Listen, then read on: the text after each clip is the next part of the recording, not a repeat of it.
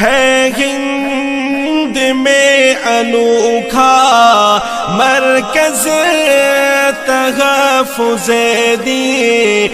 الحمد للہ وکفی وسلام علی عباده الذین اصطفى اما بعد فاعوذ باللہ من الشیطان الرجیم بسم اللہ الرحمن الرحیم وَإِن يُرِيدُوا أَن يَخْدَعُوكَ فَإِنَّ حَسْبَكَ اللَّهُ هُوَ الَّذِي أَيَّدَكَ بِنَصْرِهِ وَبِالْمُؤْمِنِينَ۔ صدق اللہ العظیم۔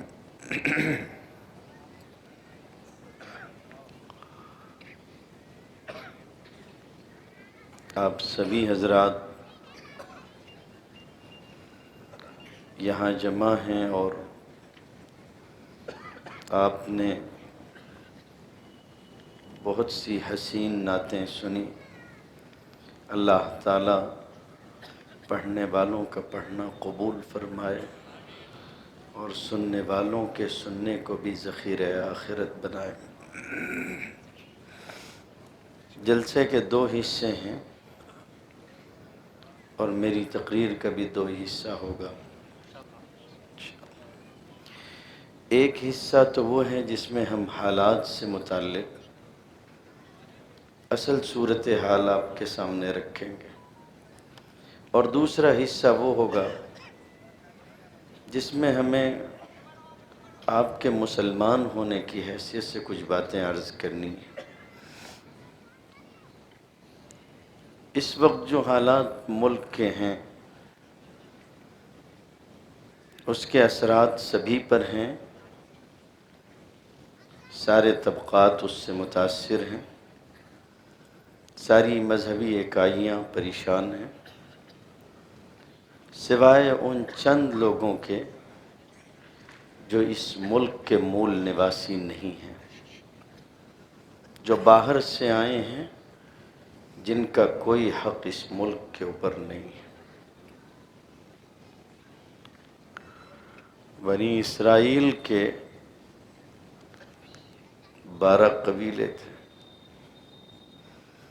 اور وادی سینا سے ارض مقدس جاتے ہوئے ایک قبیلہ گم ہو گیا تھا۔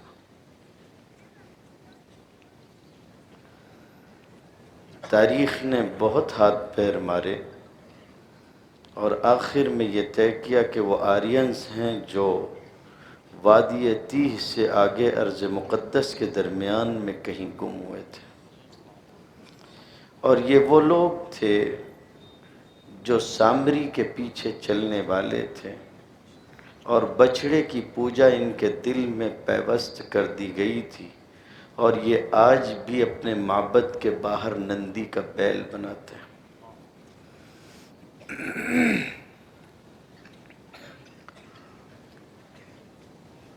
ہم کون ہیں؟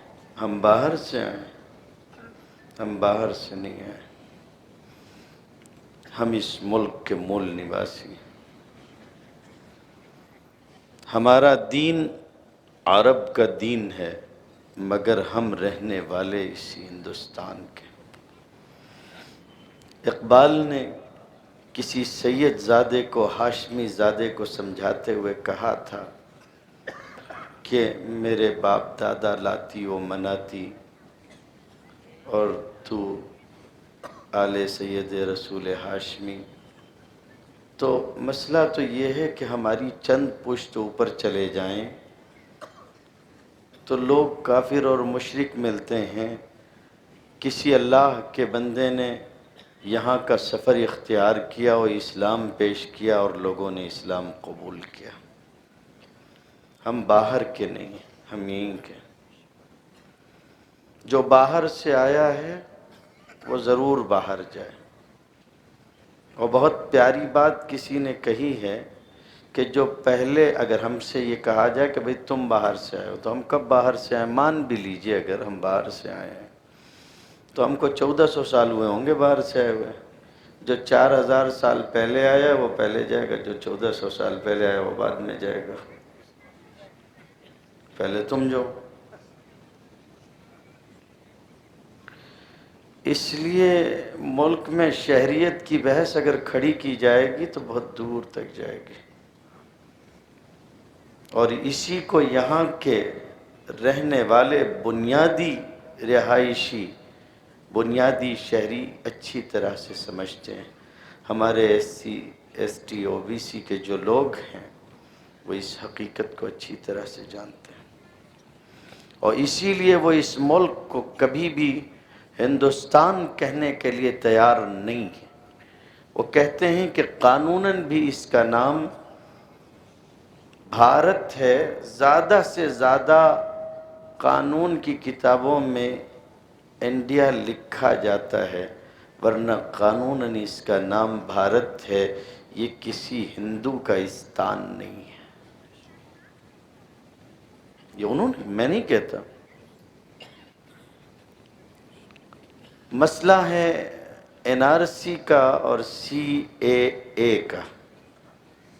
پہلے CAB تھا، بڑا مسئلہ ہے، یہ بالکل الٹی چیز ہے۔ کسی نے لطیفہ بھی بنایا کہ بچے بچپن سے پڑھتے تھے کہ ABC، یہ CAB، پھر اس کے بعد CAA، کہا کسی نے ان دونوں کو الٹا پڑھا دیا، اس لیے الٹے الٹے قانون بھی لا رہے ہیں۔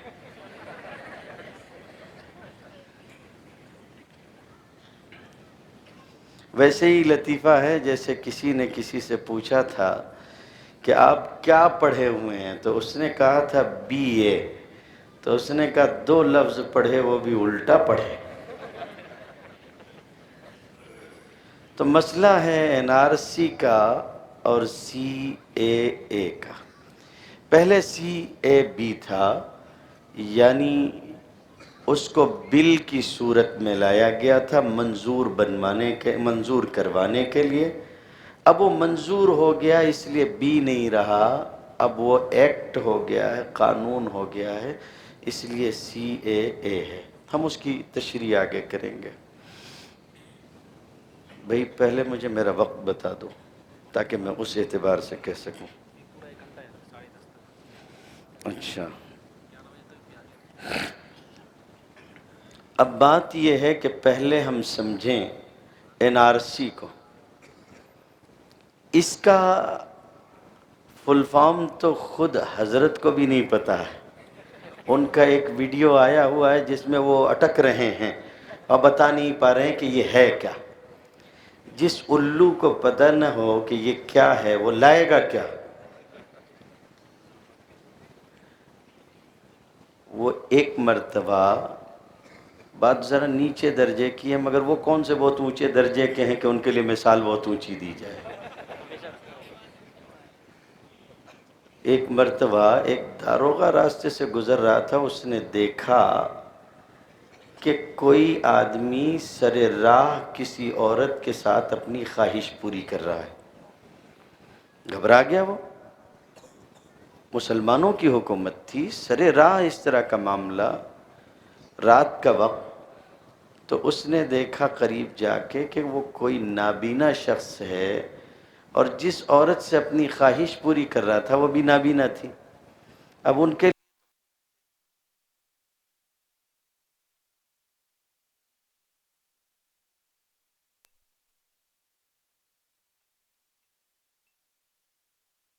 کیا کچہری میں، تھانے میں، کہ ان کے اوپر فرد جرم عائد کرو اور ان کو جیل خانے میں بند کر دو۔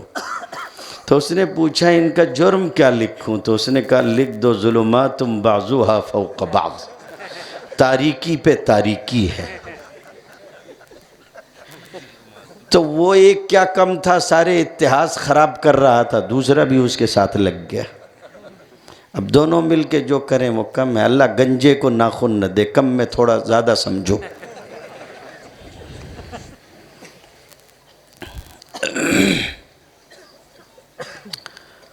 NRC national citizenship of India, national register of citizenship of India,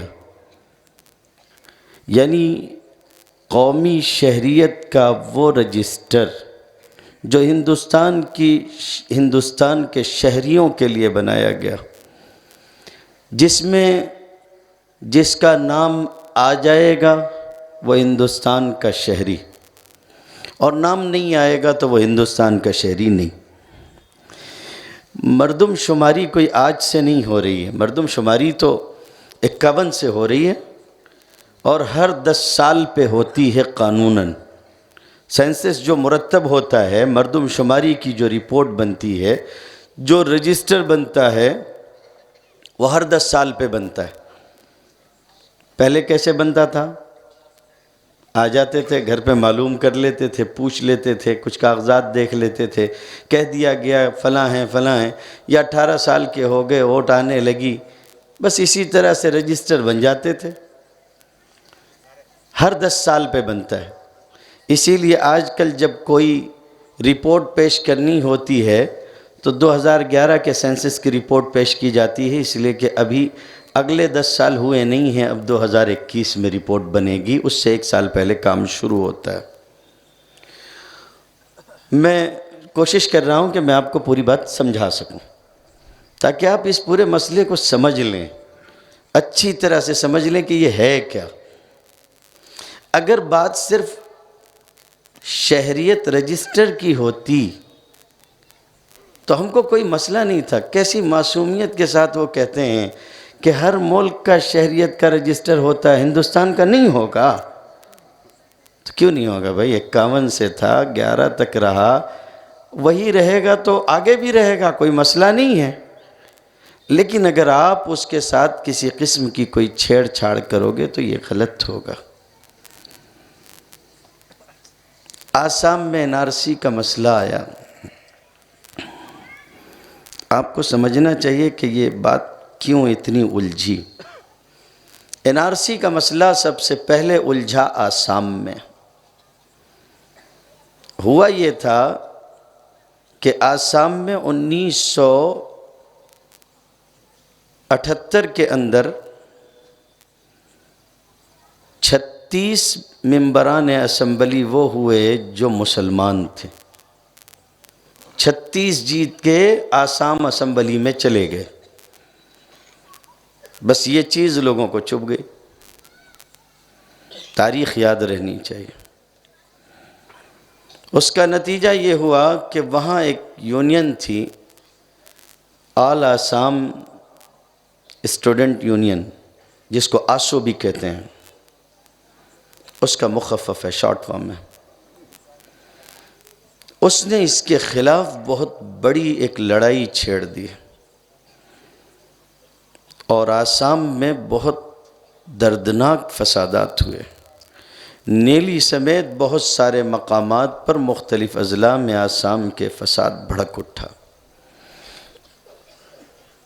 بہت سارے لوگ قتل ہوئے، اور انہوں نے مسئلہ جو اٹھایا تھا آسامی غیر آسامی کا، اور اس کی بنیاد انہوں نے رکھی تھی کہ جو آسامی زبان بولتے ہیں وہ اسم کے رہنے والے ہیں، اور جو آسامی زبان نہیں بولتے وہ آسام کے رہنے والے نہیں ہیں۔ میں اس ملک کا ایک آزاد شہری ہوں، اور ملک کے تمام تر صوبوں میں جہاں چاہوں وہاں آ جا سکتا ہوں، کوئی ہمیں نہیں روک سکتا، کوئی ہمیں تجارت کرنے سے نہیں روک سکتا۔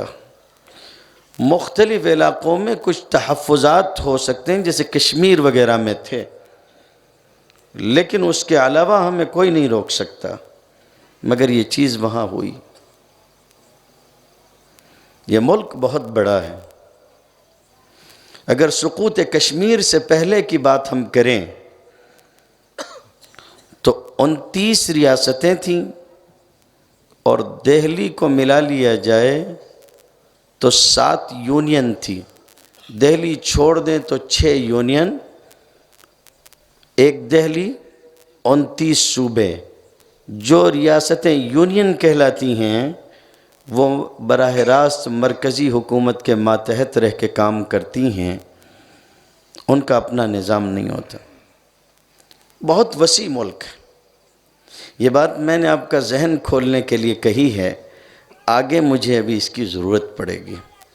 آسام میں فسادات ہوئے، بہت زور و شور سے مسئلہ چلا، اور یہ جو آسو ہے آل آسام اسٹوڈنٹ یونین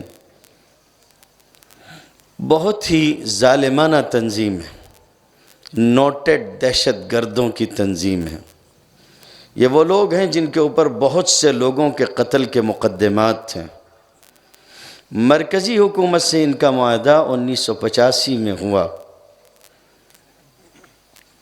اور وہاں NRC کی بات کہی گئی، آسامی غیر آسامی کی بات شروع ہوئی۔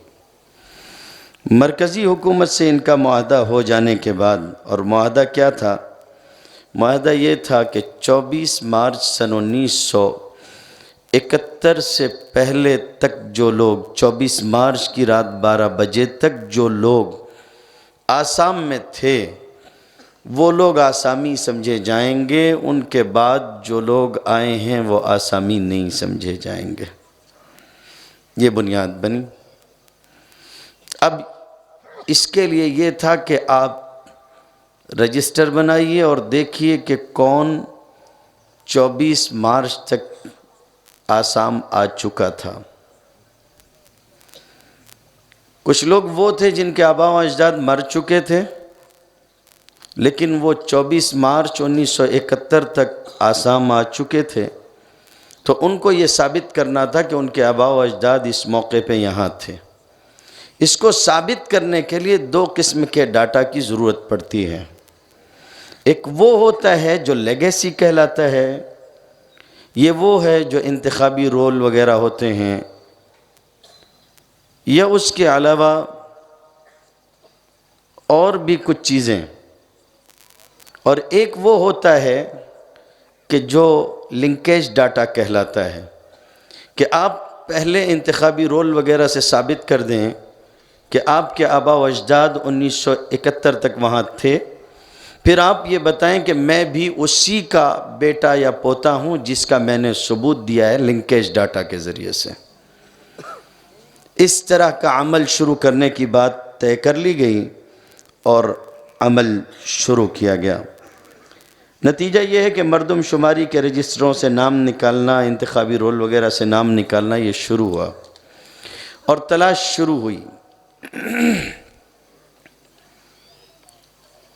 لیکن تلاش کا یہ عمل نہ جانے کن وجوہات کی بنیاد پر 1985 سے ٹلتے ٹلتے برسوں آگے آ گیا، کام شروع نہیں ہو سکا۔ آپ ایک جملے میں اگر سمجھنا چاہو گے مجھ سے NRC کے بارے میں، تو میں آپ کو یہ کہہ سکوں گا کہ NRC نیا اجودھیا ہے۔ بات سمجھ گئے؟ نیا مندر اور مسجد کا ایک مسئلہ ہے جس کو گورنمنٹ یہ چاہتی تھی کہ مندر اور مسجد کے مسئلے کی طرح اٹھائے اور اس کو تفریق کا سبب بنائے۔ کریم اللہ کا کرم یہ ہوا کہ انہوں نے اس مسئلے کو اس مسئلے کی طرح بننے نہیں دیا، اور نتیجہ یہ ہوا کہ ہمارے برادران وطن ہم سے زیادہ قوت کے ساتھ آگے آئے اور انہوں نے حکومت کی مخالفت کی۔ اس موقع پہ یہ بات بھی عرض کر دینا چاہیے، پھر آگے چلیں گے، کہ بعض لوگ ہیں جو آج بھی اپنے قائدین کو گالی دینے سے باز نہیں آ رہے ہیں۔ کیا کر رہے ہیں؟ کہاں ہیں؟ سب چلے گئے، گفتار کے غازی کہاں ہیں؟ آئیں کردار کے غازی بنیں، قیادت کریں اور فلاں کریں اور فلاں کریں۔ اور علماء ہیں کہ بہت محتاط انداز میں اس سلسلے میں کام کر رہے ہیں، اور اسی کا نتیجہ ہے کہ آج چند ہفتے پہلے تک وہ ہندوستان جو یہ دیکھ رہا تھا کہ موب لنچنگ میں مسلمان کھمبوں سے باندھ کے مارے جا رہے ہیں، ان کی جانیں لی جا رہی ہیں، اسی ہندوستان نے یہ منظر دیکھا کہ مسلمان نماز پڑھ رہے ہیں اور برادران وطن پولیس کے پتھر ان کے سامنے کھڑے ہو کر کھا رہے ہیں، صرف اس لیے کہ مسلمان اپنی نماز پوری کر لے۔ بیوقوفی ہرگز مت کرنا، اس سلسلے میں کوئی اوچھا قدم ہرگز مت اٹھانا، اور اسی لیے ہم یہ کہہ رہے ہیں کہ آپ احتجاج کیجئے، اپنے بھائیوں کے قدم مضبوط کیجئے۔ قانون کے دائرے میں رہتے ہوئے پروٹیسٹ کرنا آپ کا قانونی حق ہے۔ اور آج صبح جو میں نے خبر پڑھی کہ لکھنؤ ہائی کورٹ کے جسٹس شبیہ الحسنین اور مس ریکھا نے جو ہے وہ ایک فیصلہ لیا ان نوجوانوں کے بارے میں جن کو پولیس نے گرفتار کیا تھا پروٹیسٹ کرنے کے نتیجے میں، اور اس کے بعد انہوں نے ریٹ داخل کی ہائی کورٹ کے اندر، تو انہوں نے کہا کہ ان کے اوپر ملک کی غداری کا مقدمہ نہیں چلایا جا سکتا، اور اس کے بعد انہوں نے ان کو آزاد کر دیا۔ یہ ایک نظیر ہے نچلی عدالتوں کے لیے، اور کتنا پیارا نکتہ لیا گیا اس کے اندر۔ ان کے وکیل نے کہا کہ جج صاحب آپ سوچئے تو صحیح، یہ وہ لوگ ہیں جو ایک بنیادی نکتہ لے کر احتجاج کر رہے تھے کہ اس طرح کا بل لانا، اس طرح کا ایکٹ بنانا یہ قانون کے خلاف ہے۔ جو لوگ قانون کی حفاظت کے لیے کھڑے ہوئے ہوں ان کے اوپر قانون سے غداری کا مقدمہ کیسے چلایا جا سکتا ہے؟ اس لیے آپ کا حق ہے، آپ احتجاج کریں، قانون کے دائرے میں رہ کے احتجاج کریں، اپنے برادران وطن ساتھیوں کے ہاتھ پیر مضبوط کریں اور انہیں بتائیں کہ آپ ان کے ساتھ ہیں، مگر خدا کے لیے اپنے احتجاج کو مشرف باسلام نہ کریں، نعرہ تکبیر اللہ اکبر نہ لگائیں، مصلحت محسوس کریں، اپنے ساتھیوں کو ساتھ لے کے چلیں، انہیں اکیلے پن کا احساس نہ ہونے دیں۔ ابھی گزشتہ 2 دنوں پہلے اللہ کے فضل سے ہم لوگوں نے بھی اس طرح کا انتظام کیا تھا، اور ہم نے کچھ نہیں کہا، ہم لوگ تو قانون کے دائرے میں رہ کے بولنے والے ہیں، اس لیے کہ وزیر اعظم نے تو کہہ ہی دیا ہے نا کہ لوگ اپنے لباس سے پہچانے جائیں گے، اس لیے ہماری گرفتاریاں تو ہمارے لباس سے ہوں گی، ہم جانتے ہیں۔ لیکن اس کے مقابلے میں جو ہم کو بلوانا تھا وہ ہم نے بلوا دیا۔ ہمارے یہاں ایک صاحب کا نام بھگوان اڑاؤ ہے، بزرگ رہنما ہیں، وہ آئے اور انہوں نے کہا کہ ہم لوگ ہمیشہ سے سنویدھان کے اوپر اٹھنے والی ہر بری نظر کا مقابلہ کرتے رہے ہیں، اور آج بھی اس منچ سے یہ کہتے ہیں کہ اگر سنویدھان کی طرف کوئی انگلی اٹھائے گا تو ہم اس کی انگلی کاٹ دیں گے۔ یہ انہوں نے کہا۔ ان کے بعد ایک دوسرے صاحب مراٹھا سماج کے وہ کھڑے ہوئے اور انہوں نے کہا کہ ہمارے بزرگ ہیں، انہوں نے کہا کہ کوئی انگلی اٹھائے گا تو انگلی کاٹ دیں گے، ہم نئی نسل کے لوگ ہیں، کوئی اٹھے گا تو اس کی گردن کاٹ دیں گے۔ لوگ ہیں اور حوصلے کے ساتھ کہنے والے لوگ ہیں، اور ایسے لوگ ہیں جن کے بارے میں حکومت جانتی ہے کہ انہی کے بل پہ وہ حکومت کر رہی تھی۔ لوگ کہتے ہیں کہ اس پروٹیسٹ سے ہوگا کیا، اس طرح کے احتجاج سے ہوگا کیا؟ آج صبح میں لوگوں نے دیکھا ہوگا، ہم لوگ 2 دن پہلے یہ سن چکے تھے، 2 دن پہلے ہم یہ سن چکے تھے کہ حکومت ترمیم کے لیے نیم رضامند ہو چکی ہے۔ جی، اس لیے کہ یہ احتجاج اب چھوٹا نہیں رہ گیا۔ ہم لوگوں نے مالیگاؤں میں احتجاج کیا تو ترکی کی ایک نیوز ایجنسی نے اس کو کوریج دیا۔ مقامی یا ملکی سطح کا میڈیا جانے دیجئے، اب یہ خبریں بہت بڑھ چکی ہیں، چھپائی نہیں جا سکیں گی۔ دیوبند میں آپ بند کر دو گے، دلی میں آپ نیٹ بند کر دو گے، ہاتھ پیر کس کے باندھو گے، کہاں تک باندھو گے؟ اس لیے اب یہ چیز رکنے والی نہیں ہے۔ خیر، معاملہ بہت دنوں تک آگے بڑھتا رہا، یہاں تک کہ بات آج سے 6 سال پہلے سپریم کورٹ کے توجہ دلانے پہ تیزی سے آگے بڑھی۔ اسم میں کتنے لوگوں کا معاملہ تھا وہ سمجھنے کی چیز ہے، کتنے لوگوں کے سمجھنے کی بات تھی وہ سمجھ لیجئے اچھی طرح سے۔ جن لوگوں کے نام شامل کرنے ہیں یا نہیں کرنے ہیں وہ 3.5 کروڑ تھے، 3.5 کروڑ لوگ تھے آسامی۔ ان میں یہ ہو رہا تھا کہ کچھ غیر ملکی ہیں جن کو ہمارے شاہ جی کی زبان میں گھسپیٹھیے کہتے ہیں، جی گھسپیٹھیے۔ ابھی اور آگے چلتے رہو. 3.5 کروڑ کو ان کی آئیڈینٹیفائی کرنے میں 1985 سے معاملہ چلا، بات آ گئی 2014 تک، 2013-14 تک. پھر عمل شروع کیا گیا، ہزاروں ملازمین لگائے گئے جو یہ کام لگاتار کرتے رہے 6 سال تک. کتنے سال تک؟ 6 سال تک یہ کام کرتے رہے. اور 6 سال تک یہ کام کرنے کے بعد لوگوں نے بہت کوشش کی کہ کسی طریقے سے اس عمل کو روکا جا سکے. جب آپ چاہتے تھے کہ کون ملکی ہے اور کون غیر ملکی ہے یہ ثابت ہو، تو بیچ میں روڑا اٹکانے کی کوئی ضرورت نہیں تھی، مگر روڑا اٹکایا گیا. جیسے تیسے کر کے رپورٹ سامنے آئی. تو رپورٹ میں آیا کہ 40 لاکھ لوگ اس سے باہر ہو گئے ہیں. 40 لاکھ لوگ، 3.5 کروڑ میں 40 لاکھ لوگ باہر ہو گئے. چلیے پھر سپریم کورٹ میں داد فریاد شروع کی گئی کہ صاحب ایسا نہیں ہونا چاہیے، موقع دینا چاہیے لوگوں کو.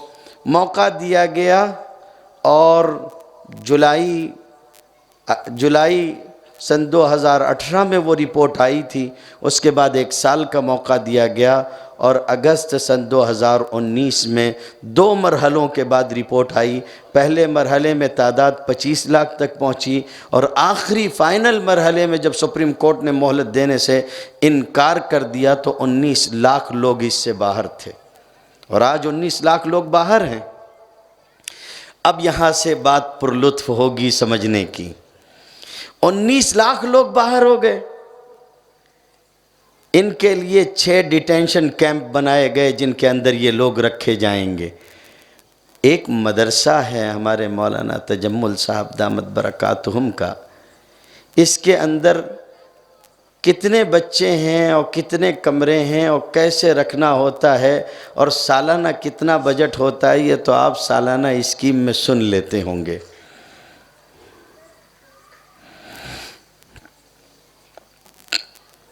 تو جب ایک مدرسے کا خرچ ہوتا، ہمارے یہاں معہد ہے، 500 بچے تقریباً ہوتے ہیں ہمارے پاس، اور ہمارا بجٹ سالانہ بجٹ ہے 60 لاکھ روپے کا. اتنی بڑی جگہ ہم کو لگتی ہے، 500 بچے پالنے میں ہم کو 60 لاکھ روپے سالانہ لگتے ہیں. آپ اس کو بہت کم کر دیجئے، اگر 500 بچوں کے اوپر 10 لاکھ روپے بھی لگیں گے تو آپ ذرا سوچئے کہ 19 لاکھ لوگوں کا پیٹ بھرنے کے لیے پیسے کتنے لگیں گے، جن کو کوئی کام کاج کرنے کی آپ کی طرف سے اجازت نہیں ہے. وہ اسی کیمپ کے اندر رہیں گے، باہر نہیں جا سکتے. اچھا، یہ عمل جو ہوا یہ کیسے ہوا؟ دنیا میں پہلی مرتبہ کسی نے اتنا بڑا احمق دیکھا ہوگا جس نے اپنے ہی ملک کے 1600 کروڑ روپے لگا کے اپنے ہی شہریوں کو غیر ملکی بتایا. ہاں، اور اس میں عوام کے کتنے پیسے لگے؟ 1000 کروڑ روپے اپنے کاغذات کو درست کروانے میں 3.5 کروڑ عوام کے لگ گئے. تو 1000 کروڑ وہ اور 1600 کروڑ یہ، 2600 کروڑ روپے کو 3.5 کروڑ لوگوں کے اوپر تقسیم کر کے دیکھ لیجئے کہ ایک آدمی کو شہری ہے یا نہیں یہ بتانے کے لیے کتنا پیسہ ضائع ہو گیا. اور نتیجہ کیا ہوا؟ جن لوگوں کو باہر کرنا تھا وہ اندر ہو گئے، اور جن کو بچانا تھا وہ باہر چلے گئے. 19 لاکھ میں سے 5 سے 7 لاکھ مسلمان ہیں، باقی سارے دوسرے ہیں. تو اب پریشان ہو گئے کہ اب کیا کریں. اور اس میں مسئلہ بہت سارا ہے. سمجھنے کی چیز ہے کہ آپ قانوناً بین الاقوامی قوانین کے تحت کسی کو بھی ڈیٹینشن کیمپ میں 6 مہینے سے زیادہ نہیں رکھ سکتے. آپ کو اس کے بارے میں کوئی فیصلہ کرنا ہوگا، یا آر یا پار، اس سے زیادہ آپ نہیں رکھ سکتے اس کو. اب پریشانی شروع ہوئی. یہ ہے وہ پس منظر جس کے لیے CAA آیا. اب بات سمجھ میں آ جائے گی. اب انہوں نے دیکھا کہ یہ ہمارے بھائی جو باہر چلے گئے ہیں، یہ کیوں باہر گئے ہیں؟ اس لیے باہر گئے ہیں کہ ہم نے کاغذات کی جو شرط لگائی تھی وہ پوری نہیں کر سکتے۔ تو انہوں نے پھر ایک ترمیمی قانون بنایا، سٹیزن شپ امینڈمنٹ ایکٹ، وہ قانون بن گیا ہے، اب بل نہیں رہا، یعنی شہریت ترمیمی قانون۔ کیا شہریت کی ترمیم کی انہوں نے؟ شہریت کی ترمیم یہ کی ہے کہ مسلمانوں کے سوا کوئی بھی ہو، پھر اس سے یہ بحث نہیں کہ وہ کس مذہب کا ہے، کوئی بھی ہو اس کو اس ملک کی شہریت دی جائے گی۔ اور اس کے لیے وہ دلیل کیا لے کے آتے ہیں؟ اس کے لیے وہ دلیل لے کے آتے ہیں کہ پاس میں پاکستان ہے، ادھر بنگلہ دیش ہے، ادھر افغانستان ہے، ان لوگوں نے اپنا اپنا ملک اسلام کی بنیاد پہ بنایا ہے، اسلام وہاں کا ریاستی مذہب ہے، اس لیے وہاں دوسرے مذاہب کے لوگوں پہ حالات تنگ ہیں، وہ رہ نہیں سکتے، اس لیے ہم ایسی شہریت کا بل لا رہے ہیں۔ جب ان سے کہا گیا کہ 1976 کے اندر جو ترمیم ہوئی تھی 42ویں ترمیم، اس 42ویں ترمیم میں یہ لکھا ہوا ہے قانون کے کہ ہندوستان ایک لادینی ریاست ہوگا، یہاں کسی کے ساتھ مذہب کی بنیاد پہ کوئی اونچا یا نیچا برتاؤ نہیں کیا جا سکتا، سب کے ساتھ مساوی برتاؤ کرنا ہوگا۔ تو آپ مذہب کی بنیاد پہ ایسا کیسے کر سکتے ہیں؟ تو وہ یہ کہتے ہیں کہ ہم یہ جو کام کر رہے ہیں انہوں نے اسلام کو بنیاد بنایا تو اس لیے ہم یہ کر رہے ہیں۔ انہوں نے اگر غلاظت کھا لی ہو تو آپ بھی کھا لیں گے، انہوں نے ظلم کیا ہو تو آپ بھی کریں گے، انہوں نے بھلا یا برا کیا ہو تو آپ بھی کریں گے۔ یعنی کوئی اگر قانون توڑے تو آپ بھی توڑیں گے۔ ہندوستان کا قانون وہ نہیں ہے کہ جو دو لوگوں کی جوڑی بول دے وہ قانون ہے، قانون کتاب میں لکھا ہوا اور اس کو کوئی اس طرح سے بدل نہیں سکتا۔ اچھا، ایک بات اور سمجھنے کی ہے، تاریخ تھوڑی تھوڑی یاد رکھنی چاہیے ہم لوگوں کو۔ پیچھے ایک حکومت تھی ہمارے ہاں مہاراشٹر میں، اس نے کس لیے ہم لوگوں کو ریزرویشن دیا تھا وہ ہم کو نہیں پتا بابا، وہ اپنی حکومت بچانے کے لیے دیا ہو، کسی بھی لیے دیا ہو، میں اس بحث میں نہیں پڑتا، لیکن اتنی بات ضرور ہے کہ انہوں نے ہم کو ریزرویشن دیا تھا۔ یاد ہے کہ نہیں یاد ہے آپ لوگوں کو؟ پھر ان حضرات کی حکومت آئی تو انہوں نے کہا مذہب کی بنیاد پہ کسی کو ریزرویشن نہیں دیا جا سکتا، اس لیے وہ ریزرویشن واپس چھین لیا۔ کیوں شاہ جی مذہب کے نام پہ کسی کو ریزرویشن نہیں دیا جا سکتا اور شہریت دی جا سکتی ہے؟ بیوقوف بنانا چاہتے ہو؟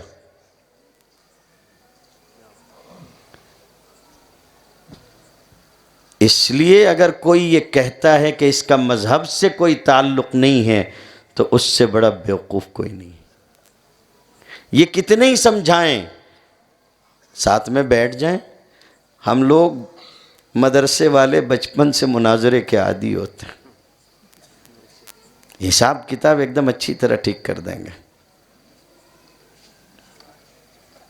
اس لیے یہ ایکٹ لایا گیا تاکہ سب کو اندر داخل کر لیا جائے اور مسلمانوں کو گھسپیٹھیا بنا دیا جائے۔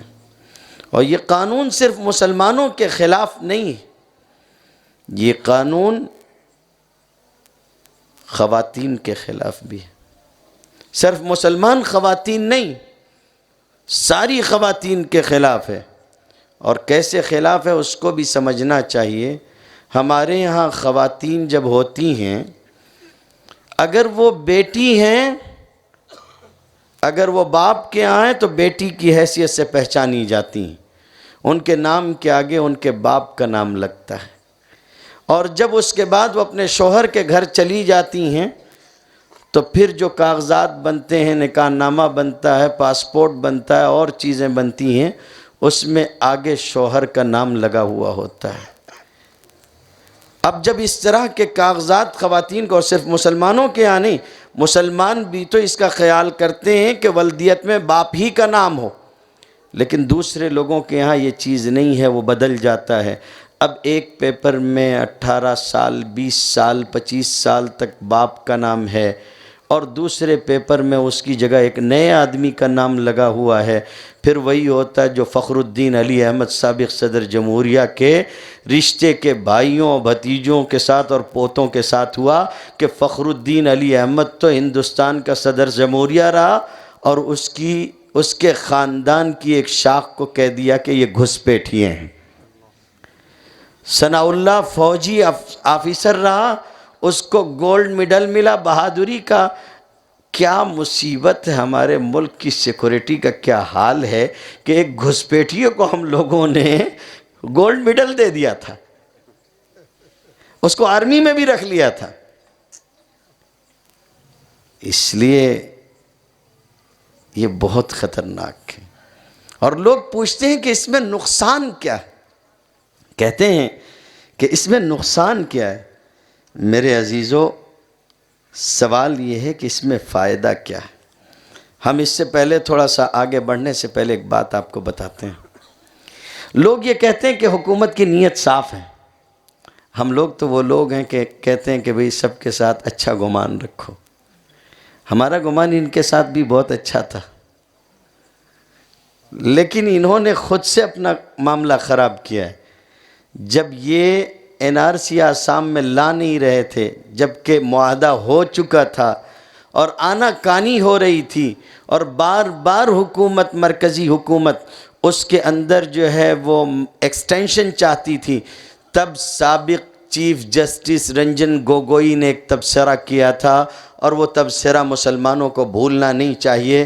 جسٹس گوگوئی نے آن ریکارڈ یہ بات کہی ہے کہ ایسا لگتا ہے کہ یہ حکومت، پہلے تو یہ کہا کہ یہ حکومت این آر سی کے مسئلے پہ، مرکزی حکومت این آر سی کے مسئلے پہ تعاون نہیں کر رہی ہے، اور پھر اس کے بعد آگے کہا ایسا لگتا ہے کہ مرکزی حکومت این آر سی کے پورے عمل کو برباد کر کے چھوڑے گی۔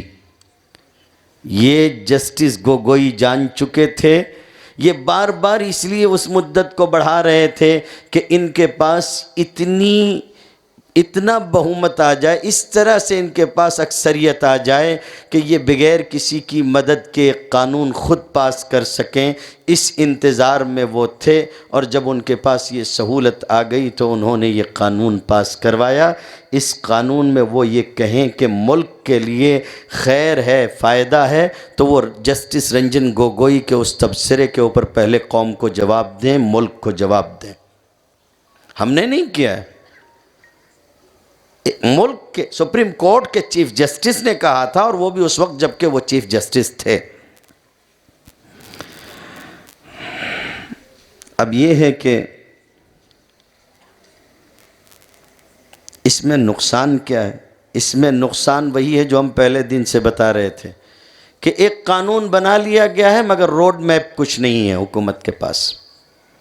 وہ صرف بیوقوف بنا رہی ہے تاکہ مسلمانوں کو باہر کر سکے، تاکہ ان لوگوں کو باہر کر سکے جن کے خلاف یہ قانون ہے، مثلا دلت۔ میرے پاس وقت نہیں ہے، ورنہ میں پوری تفصیل سے بتاتا کہ ہمارے دلت بھائی کیوں اتنے ناراض ہیں اور کیوں وہ اس معاملے میں اس قدر آگے ہیں۔ وہ یہ جانتے ہیں کہ یہ قانون ان کے خلاف ہے۔ اسی طریقے سے قبائلی لوگ، آدیواسی لوگ جن کے پاس زمین اپنے پاس رکھنے کے اختیارات نہیں ہیں، وہ بھی لیگیسی ڈاٹا نہیں لا سکتے، نہ لنکیج ڈاٹا دے سکتے ہیں، اس لیے وہ اس کے خلاف ہیں۔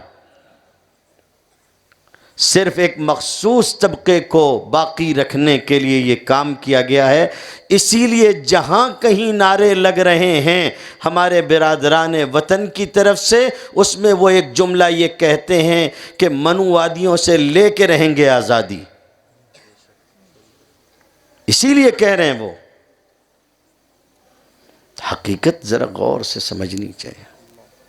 ان کے پاس روڈ میپ نہیں ہے، کوئی نشان نہیں ہے، کوئی نقشہ نہیں ہے، زمینی سطح پہ کوئی چیز نہیں ہے۔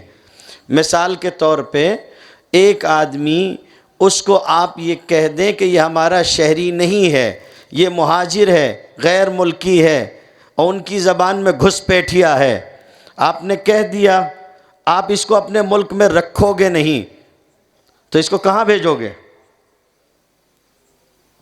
کہاں بھیجو گے اس کو؟ بھئی آپ نے کہا ہے کہ گھسپیٹھیے 3 ملک سے آتے ہیں، افغانستان، پاکستان، بنگلہ دیش. تو قرآن اندازی کرو گے، یہ والا افغانستان میں جائے گا، یہ والا بنگلہ دیش میں جائے گا، یہ والا پاکستان میں جائے گا، قرآن اندازی کرو گے. جو 30 سال 40 سال 50 سال آپ کے ملک میں رہنے کے بعد اپنے کاغذات آپ کے ملک کا ہونے کا پیش نہیں کر سکا، اس کو کس کاغذ سے آپ پاکستانی یا بنگلہ دیشی یا افغانستانی بتاؤ گے؟ اسی لیے بنگلہ دیش والوں نے بہت نرمی سے ہنس کے کہا کہ ٹھیک ہے، آپ کہتے ہیں کہ بنگلہ دیش سے لوگ آپ کے ہاں گھس کے آئے ہیں، آپ ثابت کر دیجئے کون بنگلہ دیشی، ہم لے لیں گے اس کو. کرو ثابت. بیوقوف بنا رہا. وہ حیدرآبادی بولتے ہی ہیں. میں کیوں بولوں بھائی؟ سمجھ گئے ہوں گے آپ لوگ. ہاں ٹھیک ہے. ہاں کوئی ان کے پاس پروگرام نہیں ہے، یہ بتا نہیں سکتے کہ یہ کون ہے، یہ کون ہے، یہ کون ہے.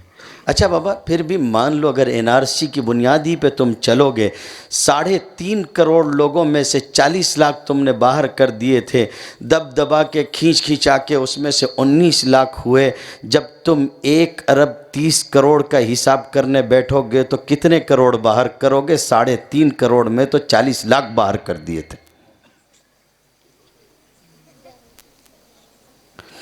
اور 3.5 کروڑ کو ٹھیک کرنے کے لیے آپ نے 2600 کروڑ لگا دیے تھے.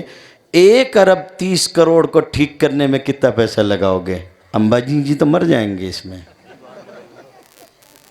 سب فقیر ہو جائیں گے، ہماری مسجدوں کے باہر آبادی بڑھ جائے گی. جی سوچنے کی بات ہے نا.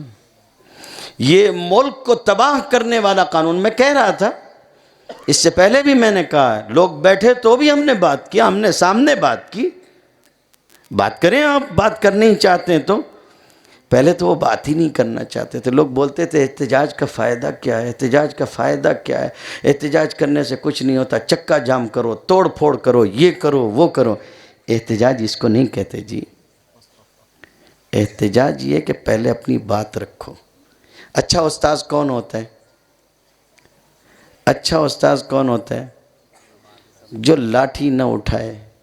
یہ غلط بول رہا تھا میرے بارے میں، غلط بول رہا تھا میرے بارے میں معہد میں مشہور ہے کہ سب سے نرم آدمی اگر کوئی ہے، میرے موجودہ یعنی حاضر کے بھی شاگرد یہاں موجود ہیں جو ابھی پڑھ رہے ہیں، وہ بھی گواہی دے دیں گے. خیر، اچھا استاذ وہ ہے جو چھڑی نہ اٹھائے، الا یہ کہ آخری مرحلہ آ جائے، اس لیے کہ چھڑی اٹھانا آخری علاج ہے. اچھا جس استاذ نے 10-12 بچے نافرمانی کر رہے تھے، پہلے ہی دن چھڑی اٹھا لی، اور بچوں نے بھی آڑی لگا دی کہ بھئی ہم نہیں مانیں گے، تو اب اس سے آگے وہ کیا علاج کرے گا؟ اس کے پاس کوئی علاج ہے؟ کوئی علاج نہیں ہے. اس لیے احتجاج درجہ بدرجہ ہوتا ہے. املاک توڑ دینا، نقصان پہنچانا، مار پیٹ کرنا، کسی کی جان لینا اسلام نہیں سکھاتا. اپنی بات رکھو، پوری قوت سے رکھو، ظالم سے دبو مت. ظالم کے سامنے کلمہ حق کہنا سب سے افضل جہاد ہے، توڑ پھوڑ مچانا تھوڑی نا افضل جہاد ہے.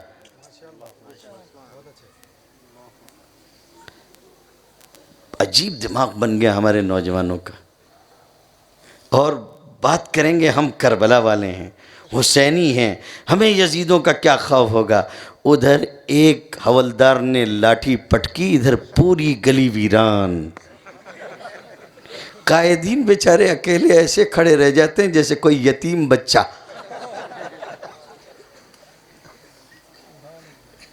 جی میں یہ کہہ رہا تھا کہ احتجاج کا اثر ہوتا نہیں ہوتے. آمنے سامنے باتیں ہو. وہ لوگ تھے جو میڈیا کے لوگوں کو بلا کے بولتے تھے یہ تمہیں کہنا، یہ نہیں کہنا ہے، اتنا لکھو گے ختم، گھر جاؤ، کوئی سوال نہیں پوچھ سکتے ہو. ابھی 14 دن میں 20 سے زیادہ کانفرنس لے چکے ہیں، میڈیا والے ان سے سوال پہ سوال پوچھ رہے ہیں، جواب پہ جواب دیے جا رہے ہیں۔ احتجاج سے اگر کچھ نہیں ہوتا تو کیا یہ وہی امت شاہ جی ہیں جو آج سے جو ہے وہ 50 دن پہلے تھے؟ یہ وہی امت شاہ جی ہیں جو کہہ رہے تھے کہ میں نہیں جھکوں گا، میں جو ہے وہ چٹان ہوں؟ جو کہہ رہے ہیں کہ ادارے سے کہلوا رہے ہیں کہ ترمیم کی جا سکتی ہے۔ ترمیم کس چڑیا کا نام ہے جناب؟ اس حماقت میں مت پڑنا کہ اس نے کہا ہے ہم ترمیم کریں گے اس لیے تم مطمئن ہو جاؤ۔ ہم کو CAA چاہیے ہی نہیں، ترمیم تم اپنے گھر میں لے جاؤ۔ یہ ہمارا احتجاج دبانا چاہتے ہیں۔ احتجاج اس وقت تک ہوتا رہے گا جب تک یہ قانون نہیں واپس جائے گا۔ ہندوستان اگر 50 سال سے زیادہ 60-70 سال سے زیادہ اس قانون کے بغیر اگر جی سکتا ہے تو آگے بھی جی سکتا ہے۔ ہم کو اس نئے قانون کی کوئی ضرورت نہیں ہے۔ تو کہہ ہی رہا تھا کہ اس کے نقصانات پہ آمنے سامنے بھی بات ہوئی۔ اب میں آپ کو ذرا دوسرے انداز میں سمجھا دوں۔ آدمی دودھ سے جلا ہوتا ہے نا تو چھاچھ بھی اٹھاتا ہے تو پھونک لیتا ہے۔ بابا آدمی کماتا ہے تو کتنا کماتا ہے، کتنا بچاتا ہے؟ یہاں سب امبانی کی اولاد تو نہیں ہے نا۔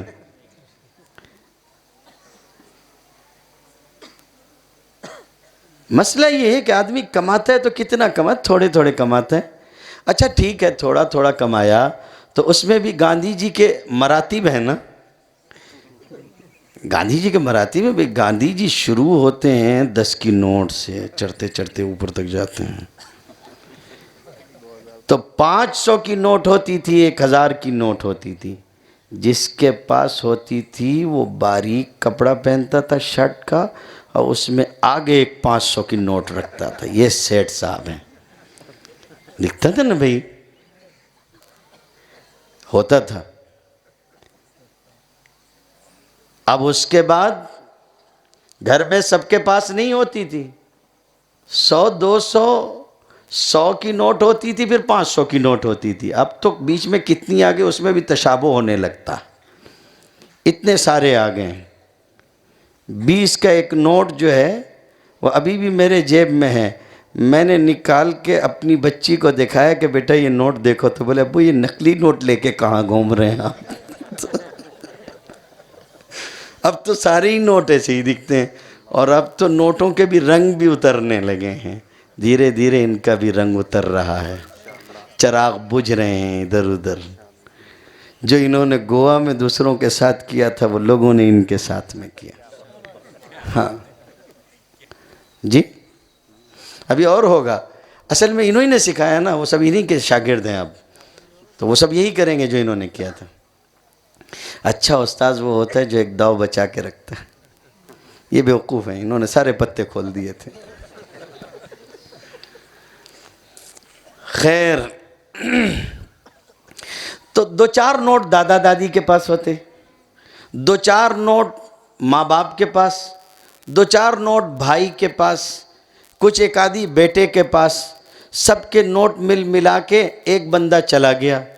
اس میں کتنے مالدار وہ تھے جن کے گھروں میں آپ نے پیسے بھیج دیے تھے، جن کو بینک میں لائن نہیں لگانی پڑی تھی، ٹھیک ہے؟ کتنے غریب وہ تھے جو ہنس ہنس کے بولتے تھے کہ آج کا دن کتنا اچھا دن ہے۔ ویسے ہی جیسے قیامت کے دن ہلکے پھلکے نام اعمال والا بولے گا ہاؤم اقرؤ کتابیہ۔ ہمارے پاس کچھ ہے ہی نہیں، کیا بدلوانے جائیں؟ کیوں لائن میں کھڑے ہوں؟ زیادہ سے زیادہ اپنی معراج 150 روپے، اس سے زیادہ نہیں۔ جن کے پاس 500 1000 ہیں وہ جائیں لائن میں کھڑے ہوں۔ ہو گیا مسئلہ؟ اب 5-7 لوگوں کی طرف سے جا کے ایک آدمی لائن میں کھڑا ہوا، اس میں بھی مالدار نہیں گئے، الگ سے ان کے پیسے چینج ہو گئے۔ جن دھن یوجنا کا طریقہ خود انہوں نے بتا دیا تھا کہ کھلوا لو، راستہ پہلے ہی انہوں نے بتا دیا تھا کہ کیسے کیسے بدلوائے جا سکتے ہیں۔ مجھے یہ کہنے میں کوئی بات نہیں بلکہ ایک لطیفہ آپ کو سنا دوں پھر آگے بڑھوں۔ ایک بینک والوں نے، بینک کا نام لینے میں اگر خطرہ نہ ہو کہ بھئی ہم نے ان کا نام کیوں لیا، تو میں بینک کا نام بھی بتا دیتا ہوں، لیکن آگے بڑھیں۔ ایک بینک والے، میرے پاس اخبار کا تراشا موجود ہے احتیاطاً، اصل میں نا فرشتے تو ساتھ میں چلتے ہیں، دوسرے فرشتے آگے آگے گھر پہنچ جاتے ہیں تقریر کرنے سے پہلے، آپ نے یہ کیوں کہا؟ تو ان کو بتانا پڑتا ہے کہ ہم نے کیوں کہا، پہلے سے حفظ ما تقدم کے طور پہ سب رکھنا پڑتا ہے۔ ایک ہی بینک کا اکاؤنٹ 2 لوگوں کو دے دیا ایس بی آئی والوں نے، اخبار میں خبر آئی تھی، اس میں 5 سال تک ایک صاحب پیسہ ڈالتے رہے، دوسرا والا نکالتا رہا۔ وہ ڈالنے والا پریشان ہے، نکالنے والا موج کر رہا ہے، چین سے ہے۔ پولیس اس کو پکڑ کے لے کے آئی جو پیسے نکال رہا تھا، اس سے کہا کہ تو نے پیسے ڈالے نہیں، اس کے باوجود نکالتا رہا، بے وقوف، تجھ کو اتنا تو پتا ہوگا کہ تیرا ڈالا ہوا نہیں تو نکال رہا ہے، تو جرم کر رہا ہے۔ اس نے کہا کاہے کا جرم؟ میں تو سمجھ رہا تھا مودی جی جو 15 لاکھ بولے تھے وہی آ رہے ہیں۔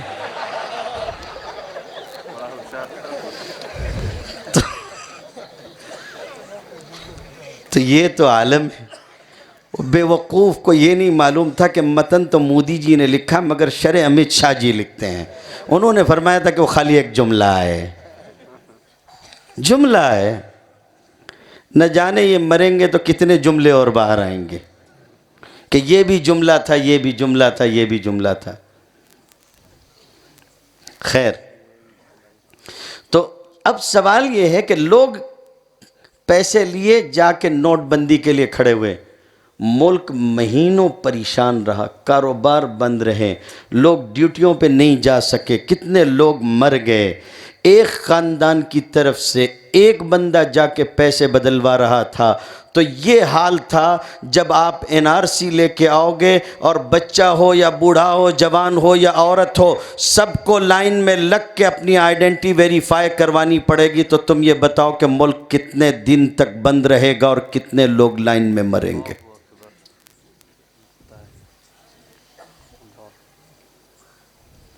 بیوقوف بنا رہے ہو؟ کتنے ملازمین حکومت کے لگیں گے اور حکومت کا کتنا پیسہ برباد ہوگا؟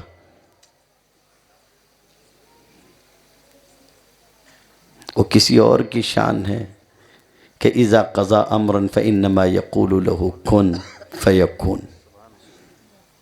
جب کسی کام کے کر لینے کا ارادہ کرتا ہے تو کہتا ہے ہو جا تو ہو جاتا ہے۔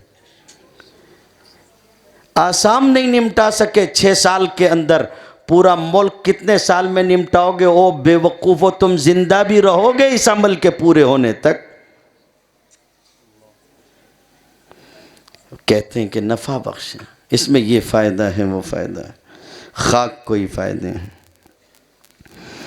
آخری بات اس سلسلے کی جو میں عرض کرنا چاہتا ہوں اس کو سمجھو۔ یہ کہہ رہے ہیں کہ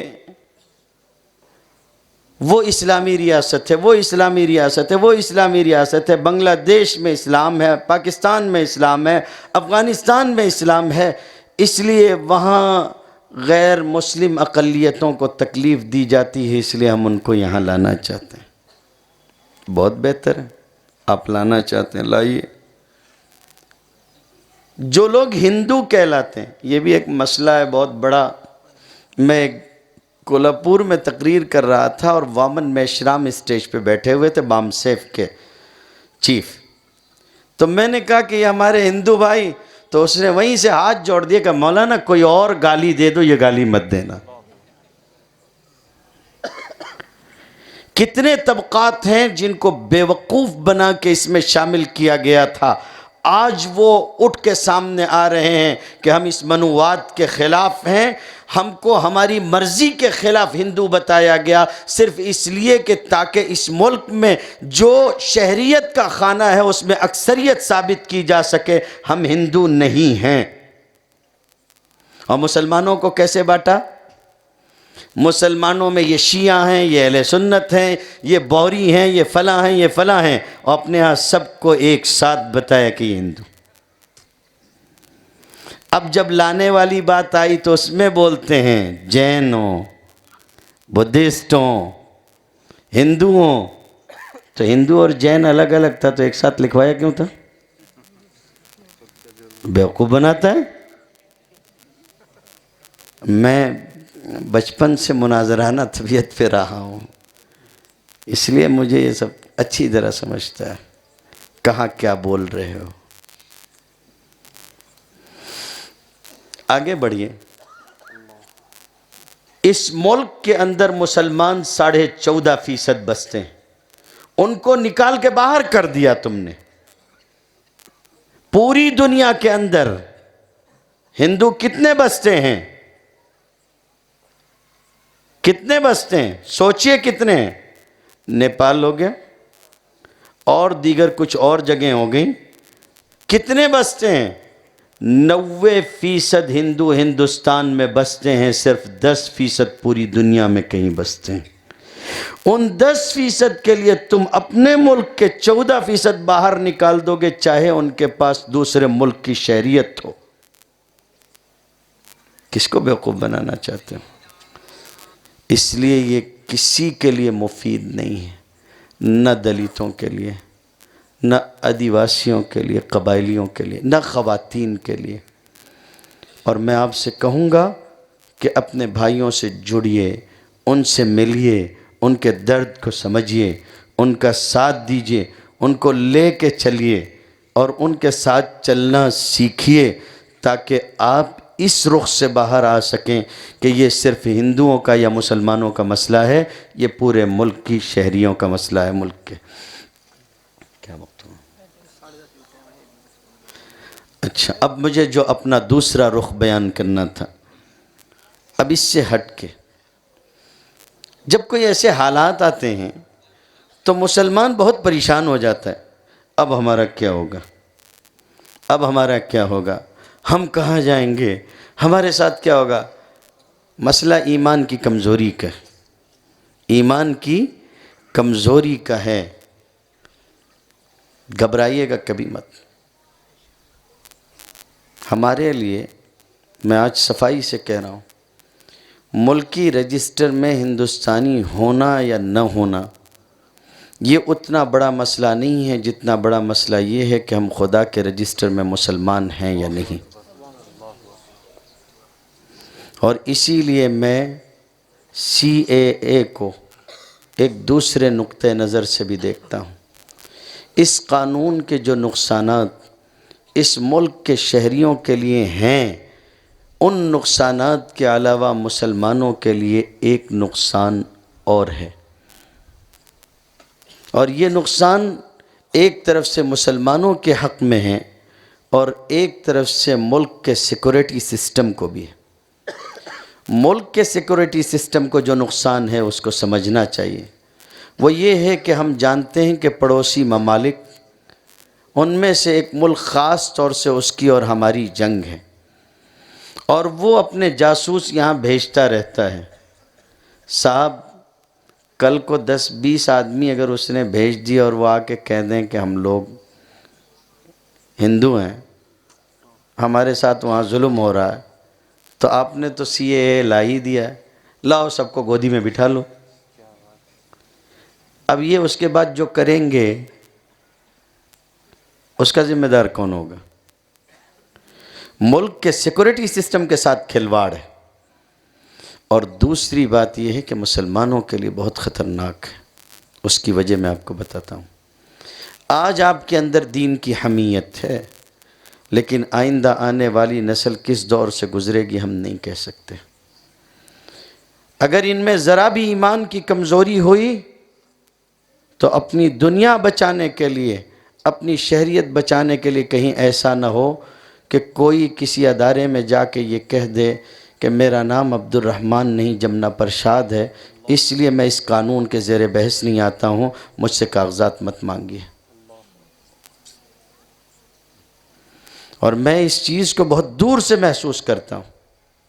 اس ملک میں سوچ سمجھ کے یہ کھیل کھیلا گیا تھا. یہ لوگ کہتے ہیں کہ مذہب کی بنیاد پہ آرکشن نہیں دیا جائے گا، ریزرویشن نہیں دیا جائے گا، جبکہ مذہب کی بنیاد ہی کو لے کر ریزرویشن کا سب سے زیادہ غلط استعمال ہوا. اور وہ اس طرح سے ہوا کہ ریزرویشن میں جو کوٹے بنائے گئے ہیں، ایک سیٹ متعین کر دی گئی کہ یہ فلاں کوٹے کے تحت آتی ہے. ایک آدمی اس کوٹے سے سیٹ پر الیکشن لڑتا ہے، وہ MLA یا MP بن جاتا ہے، پھر اسلام کا مطالعہ کرتا ہے اور اسلام اس کے دل میں گھر کرنے لگتا ہے، اس کے لیے سب سے بڑی رکاوٹ بن کے یہ چیز کھڑی ہوتی ہے کہ اگر میں نے اسلام قبول کیا تو میں اس کوٹے سے باہر ہو جاؤں گا اور میری سیٹ اور میری ساری مراعات چلی جائیں گی، اس وجہ سے وہ مجبور ہو کے کبھی کبھی رک جاتا ہے۔ یہ بہت دور سے سب کچھ چل رہا ہے۔ ایسے حالات میں ہم لوگوں کو اللہ پر اپنا بھروسہ مضبوط کرنا چاہیے۔ حالات کیسے ہی کیوں نہ ہوں، حالات کو بدلنے والی ذات اللہ تعالیٰ کی ہے۔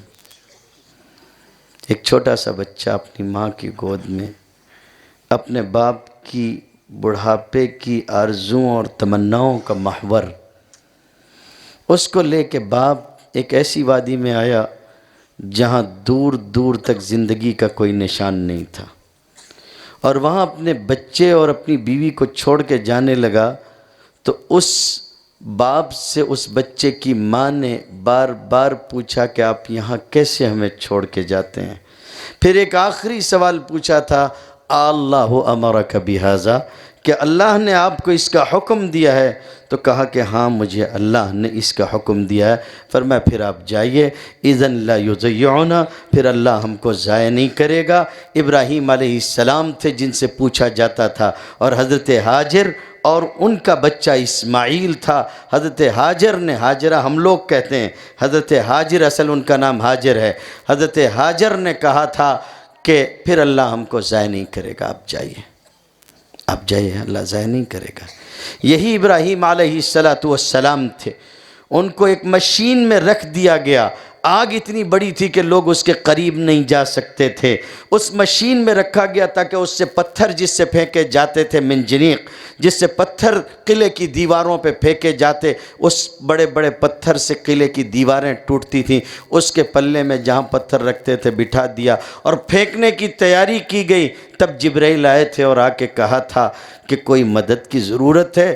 کہا کہ اگر آپ آئے ہو اور آپ اپنی بات کرتے ہو تو مجھے آپ کی مدد کی کوئی ضرورت نہیں ہے، حسبی اللہ، مجھ کو میرا اللہ کافی ہے، مجھ کو میرا اللہ کافی ہے۔ نبی کریم صلی اللہ علیہ وآلہ وسلم غار کے اندر ہیں، لوگ غار کے دروازے تک آ گئے۔ حضرت ابو بکر صدیق رضی اللہ تعالیٰ عنہ نے کہا اللہ کے رسول اپنے قدموں کی طرف اگر دیکھیں گے تو ہم کو پالیں گے۔ تب حضور صلی اللہ علیہ وسلم نے فرمایا تھا یا ابا بکر ما ظنک باثنین اللہ ثالثہما، ابو بکر ان دو لوگوں کے بارے میں تمہارا کیا خیال ہے جن کا تیسرا ان کا رب ہے، اللہ ہے۔ لا تحزن ان اللہ معنا، مت گھبرائیے، اللہ ہمارے ساتھ ہے۔ یہ تصور اپنے دل میں پیدا کیجئے، اس تصور سے اونچا کوئی تصور نہیں ہے کہ میرا اللہ میرے ساتھ، چاہے لوگ جو بھی ہوں، ہمارے سامنے کوئی بھی کیوں نہ ہو، ہمارا اللہ ہمارے ساتھ ہے۔ بس جب یہ سوچ لیا کہ ہمارا اللہ ہمارے ساتھ ہے، اللہ نے فرمایا کہ زمین اللہ کی ہے، یورثھا من یشاء من عبادہ، زمین کا مالک اس کو جس کو چاہتا ہے اپنے بندوں میں سے اس کو بناتا ہے۔ یہ نہیں ہے کہ کسی کو کسی جگہ سے نکال دیں گے، ان کے بس کی چیز نہیں ہے۔ یہ تصور پیدا کرو کہ میرا اللہ میرے ساتھ۔ کیسی عجیب حالات تھے۔ موسیٰ علیہ السلام آئے تو قوم نے کہا کہ موسیٰ بزرگوں سے سنتے آئے تھے۔ ایسے مشکل حالات میں، ایسے مشکل حالات میں تھے، وہ غلام بنائے جاتے تھے، بچے ذبح کیے جاتے تھے، عورتیں جو ہیں وہ کام میں لگائی جاتی تھیں۔ ایسے مشکل حالات میں انہوں نے کہا کہ برسوں کی غلامی ہو گئی، اپنے بڑوں سے سنا تھا کہ ایک آئے گا جو جان بچائے گا لوگوں کی، تو آیا ہے، لیکن کیا کریں حالات بدلتے نہیں دکھ رہے ہیں۔ اوذینا من قبل ان تأتینا ومن بعد ما جیتنا، تیرے آنے سے پہلے بھی اذیتیں دی گئیں، تیرے آنے کے بعد بھی اذیتوں کا سلسلہ رکا تو نہیں۔ موسیٰ علیہ السلام نے اپنی قوم سے کہا تھا یا قوم ان کنتم آمنتم باللہ فعلیہ توکلوا، اگر اللہ پہ ایمان ہے تو اللہ پہ بھروسہ بھی رکھو۔ قوم نے کہا ہم نے اللہ پہ بھروسہ رکھا، ربنا لا تجعلنا فتنة للقوم الظالمین ونجنا برحمتک من القوم الکافرین، اللہ تعالیٰ نے رات کی تاریکی میں موسیٰ علیہ السلام سے کہا کہ اپنی قوم کو لے کے نکلو اور یہ یاد رکھنا کہ پیچھا کرنے والے تمہارا پیچھا کریں گے۔ سامنے دریا تھا، پیچھے فرعون آ گیا۔ اس موقع پہ قال اصحاب موسیٰ انا لمدرکون، انہوں نے کہا کہ ہم لوگ پکڑ لیے گئے، دھر لیے گئے۔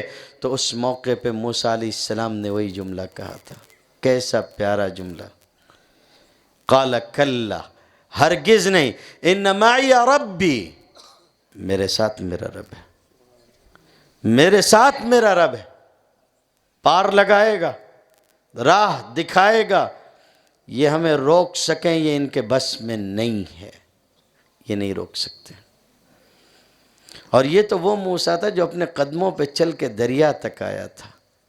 ایک موسیٰ وہ بھی تھا جس کی ماں کو کہا گیا تھا وَأَوْحَيْنَا إِلَىٰ أُمِّ مُوسَىٰ أَنْ أَرْضِعِيهِ فَإِذَا خِفْتِ عَلَيْهِ فَأَلْقِيهِ فِي الْيَمِّ وَلَا تَخَافِي وَلَا تَحْزَنِي، دودھ پلا اور جب تجھے ڈر لگے گا اس کو ڈال دینا پانی میں، اور رنجیدہ مت ہونا، ڈرنا مت۔ اِنَّا رَادُّوهُ إِلَيْكِ وَجَاعِلُوهُ مِنَ الْمُرْسَلِينَ، اس کو لوٹا کے ہم تیرے پاس لے کے آئیں گے، لائیں گے، ہم واپس لے کے آئیں گے۔ اس لیے گھبرائیے گا مت، آپ کا رب آپ کے ساتھ ہے۔ اور آخری بات میں آپ سے عرض کرتا ہوں، دو باتیں، اسباب اختیار کیجئے اور اللہ کے بھروسے پہ آگے چلنا سیکھیے، اس کا اس کا منہ مت دیکھیے، اپنے اعتماد کے شیشے کو پاش پاش مت ہونے دیجئے۔ یرموک کی جنگ لڑی جا رہی تھی، رومیوں کا لشکر سامنے تھا، اتنی بڑی کثرت تھی ان کی کہ اس کو دیکھ کے گھبرا کے مسلمانوں کے کمانڈر نے خط لکھا حضرت عمر کو۔ حضرت عمر نے جواب میں خط لکھا، مدد مانگی تھی انہوں نے، تو کیا مدد نہیں بھیجی جا سکتی تھی؟ مدد بھیجی جا سکتی تھی، لیکن یہ وہ لوگ تھے کہ جن کا یہ خیال تھا کہ اگر مدد کر دی جائے گی تو نظریں مدد پہ آ جائیں گی، مدد کرنے والے پہ نہیں رہیں گی۔ تو کہا قد جاءنی کتابکم تستمدوننی، تمہارا خط آیا، تم مجھ سے مدد چاہ رہے تھے، خط کا جواب خط سے دیا، لکھوایا۔ اس کے بعد کہا کہ میں تم کو ایک ایسی ذات کی طرف نشاندہی کرتا ہوں جو سب سے بہتر مدد کرنے والی اور لشکر کے اعتبار سے سب سے مضبوط قلعہ ثابت ہونے والی ذات ہے، هو اللہ عز وجل، اب اللہ عز وجل ہیں۔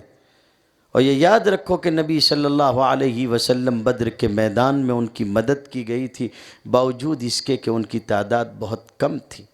سو جب میرا خط تمہارے پاس پہنچے تو تم اللہ سے مدد چاہنا اور اس کے بعد اپنے دشمنوں سے لڑائی لڑنا۔ یرموک کی جنگ کا فیصلہ تاریخ میں لکھا ہوا ہے۔ اس لیے میرے عزیزوں کبھی گھبرانا نہیں۔ صحابہ کے اندر یہ مزاج نبی کریم صلی اللہ علیہ وسلم نے پیدا کیا تھا۔ ابو سفیان، اس نے مسلمانوں کو نفسیاتی مار ماری۔ احد کی جنگ ہوئی، 70 مسلمان شہید ہوئے، حضرت حمزہ جیسا شخص شہید ہوا، حضور صلی اللہ علیہ وسلم کے چچا، خود حضور صلی اللہ علیہ وسلم زخمی ہوئے، رخسار مبارک زخمی ہوا، دندان مبارک شہید ہوئے۔ ایسی ٹوٹی ہوئی کیفیت کے ساتھ لوگ مدینے آئے، ادھر یہودیوں کی طرف سے بغاوت ہے، ادھر اتنے لوگ شہید ہیں، ادھر یہودیوں کی طرف سے لمحہ بلمحہ ایک ایک کر کے آگے چل کے پھر خندق کی جنگ ہوئی، اس میں وہ بغاوت کھل کے سامنے آئی۔ ادھر مدینہ محفوظ نہیں سمجھا جا رہا ہے، ادھر لوگ شہید ہیں، ادھر نبی کریم صلی اللہ علیہ وسلم زخمی ہیں۔ ایسے میں ابو سفیان نے 2 لوگ آ رہے تھے تو ان سے خبر پہنچوائی کہ جا کے کہنا کہ ہم اور لشکر جمع کر رہے ہیں اور آ رہے ہیں، مدینے کی اینٹ سے اینٹ بجا دیں گے۔ کوئی اور ہوتا تو گھبرا جاتا۔ جب مسلمانوں کے پاس یہ بات آئی کہ ایسا ہونے والا ہے، تب اس موقع پہ مسلمانوں نے کہا تھا الذین قال لهم الناس ان الناس قد جمعوا لكم فاخشوهم فزادہم ایمانا، لوگوں کو کہا گیا کہ تمہیں ڈرنا چاہیے، لوگ تمہارے خلاف جمع ہو رہے ہیں، تو جو ایمان والے تھے ان کے ایمان میں یہ سننے کے بعد اور اضافہ ہوا۔ اور مفسرین نے لکھا کیا اضافہ ہوا، کیوں ہوا؟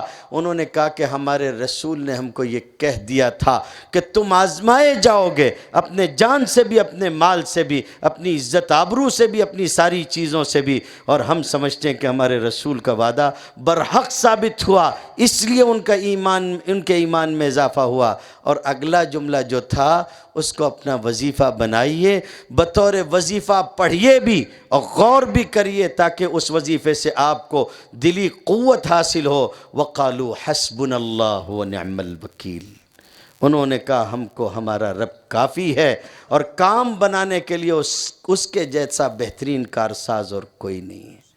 ان حالات میں بھی وہی خدا ہمارا کارساز ہوگا جس نے کل تمام مسلمانوں کی حمایت اور نصرت کی تھی، مدد کی تھی، انبیاء اور رسولوں کی اس وقت مدد کی تھی جب ان سے کافر کہہ رہے تھے لَنُخْرِجَنَّكُم مِّنْ أَرْضِنَا، ہم تم کو اپنی زمین سے نکال دیں گے۔ واحد علاج نہ نکلنے کا یہ ہے کہ تم بے دین ہو جاؤ تو ہم تم کو یہاں رکھیں گے، تم چھوڑ دو اسلام تو ہم تم کو یہاں رکھیں گے۔ أَوْ لَتَعُودُنَّ فِي مِلَّتِنَا،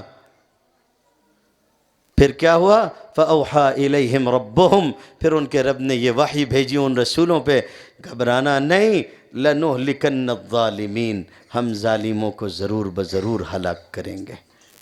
پھر آپ دیکھ رہے ہیں کہ اللہ نے لشکر اٹھایا، اور ایسا لشکر اٹھایا جس کے بارے میں آپ سوچ بھی نہیں سکتے تھے کہ اس طرح کی کوئی بات ہوگی۔ وَمَا يَعْلَمُ جُنُودَ رَبِّكَ إِلَّا هُوَ، تیرے رب کے لشکروں کو اس کے سوا کوئی نہیں جانتا۔ اللہ نیک اعمال کرنے کی توفیق عطا فرمائے۔ وآخر دعوانا ان الحمد للہ رب العالمین۔ ہے ہند میں انوکھا مرکز تحفظ دین، یہ دی کا ترجمہ ہے مرکز تحفظ دین۔